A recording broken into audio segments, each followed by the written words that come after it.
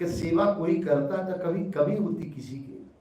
चलो एक उदाहरण बताते हैं हरपाल जी के। हरपाल जी, घाटम जी, कबीरदास जी, इनके सबके तो बड़े अच्छे हैं। हरपाल जी के चलो बहुत अच्छा चरित्र है। हरपाल जी दंपत्ति ब्राह्मण थे, पर इतना साधु सेवा करने लगे, करते करते उनके घर में कुछ नहीं रह पाया। साधु सेवा से तो होता है कि किसी प्रकार कमी न हो, सब बेच बुझ डाले। आप सोचिए साधु फिरा गए।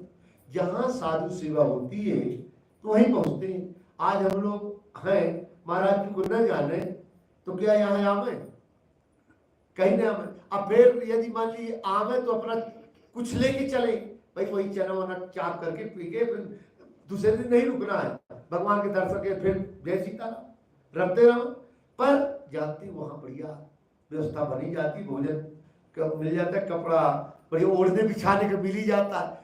पहले शुरू हम आए तो वास्तव में लेके आए, पर जब से महाराज जी के बादशाह में मिला तब से कुछ नहीं लेके चले। इस बार तो एक ऊनी केवल सुटरों तक नहीं लेके आए, क्योंकि जानते हैं कि हमें ठंडी कम लगती है और रात के बढ़िया अच्छे अच्छे नए निकाल के महाराज जी देख देते कंबल इत्यादि बढ़िया। इसीलिए कारण क्या, साधु जहां सेवा हुई वहां संत अपने आप फिर से संत आए हरपाल जी महाराज के।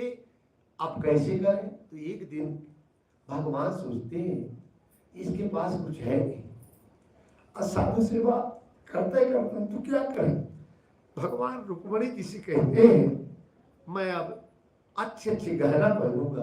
अच्छा महाराज, इतनी बढ़िया मोती हीरा जवाहरात कितने कम माने बढ़िया गहना पहने चोरी करवाने के लिए हरपाल जी से। ओ रुक्मणी जी कहती तो हमें भी लेते चलो, कि तुम भी खूब पहन लो, सज जाओ, सेठानी बनना पड़ेगा। अब महाराज रुक्मणी जी सेठानी बन गई और सेठ बन गए। और पर एक भी गले में कंठी उठी नहीं पहने, ध्यान देना। और बिल्कुल पकड़ा वकड़ा बांधे। अब बांधने के बाद चल दिए हरपाल जी के घर में पहुंच गए। हरपाल जी के जैसे घर में पहुंचे, ए भैया आप, हरपाल किसका नाम है? कोई गांव के कहता है कि हरपाल पहुंचा देता है, इस जंगल से उस जंगल पार करना है।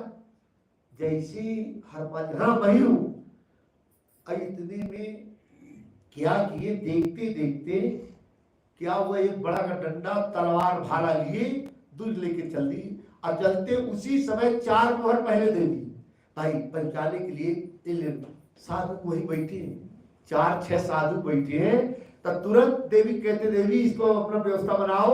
अब बढ़िया माला माल आज मिला है, नंबर 1 की नास्तिक है, कोई तिलक चंदन कुछ नहीं, सेठे तिलक चंदन कुछ नहीं, कंठी कुछ नहीं। अब जाए करके जैसे जंगल के पार बीच में भाला खड़ा कर दिया, खबरदार। और पिछौरी चद्दर जिसको कहते हैं, चद्दर धर चल उतार। अब महाराज भगवान उतारने लगे। उतारते उतारते जैसे रुक्मणी जी चल तुम ही उतार। सेठानी इतना दिन से खाती है, मोटी हो और मार पटांग जिसे साफ दर्द के बाद एक अंगूठी फंस जा रही थी, कड़ी थी, नहीं निकल रही थी। बोले इसको उतार। कहीं इसको छोड़ दीजिए, अब ये अंगूठी नहीं निकलती। कहीं जानते हो ऐसे उससे निकल गया। इसमें 4-6-8 साधु पालेगी एक अंगूठी के निमित्त। जैसे हुआ तो उसके आंखों में आंसू साहब में आ गया। भगवान प्रकट हो गए। और भगवान प्रकट होकर कहते हैं हरपाल जी मैं आपके सत्य सेवी से खुश हूँ। मैं कोई दूसरा, मैं आपका इष्ट देव हूँ, पर नास्तिक बन के आया। बोले कि अब इसको ले जाओ। बोले नहीं सरकार, अब मैं इसको न लूंगा, क्योंकि आप इष्ट देव। मैं कैसा अधम हूँ कि आपको लूटने के लिए आया। बोले आपके पास कुछ नहीं है। और उसी समय से जब भगवान के इसको ले जाओ, मेरी आज्ञा है, आज के बाद तुम्हारे घर में किसी प्रकार की कमी न होगी। तब वास्तव में लुटाते रह गए, कभी कभी नहीं आई। कहते मतलब भगवान भी लुटाने के लिए आते हैं। जो सत्य सेवा कोई करता है, सत्य सेवा की इतनी मर्यादा है।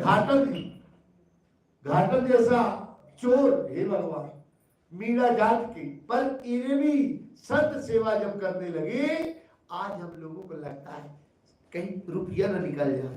अब बताओ जीवन में कभी पूर्ति होती है? हम लोगों की तो होती नहीं। न किसी गृहस्थ की पूरी होती। टाटा बिरला हमेशा कर्जा, तो भगवान के निमित्त में जो कोई कर्जा करके करता है उस समय भगवान प्रसन्न होते हैं, उसको उदार मना कहते हैं। तो सीताराम इस प्रकार से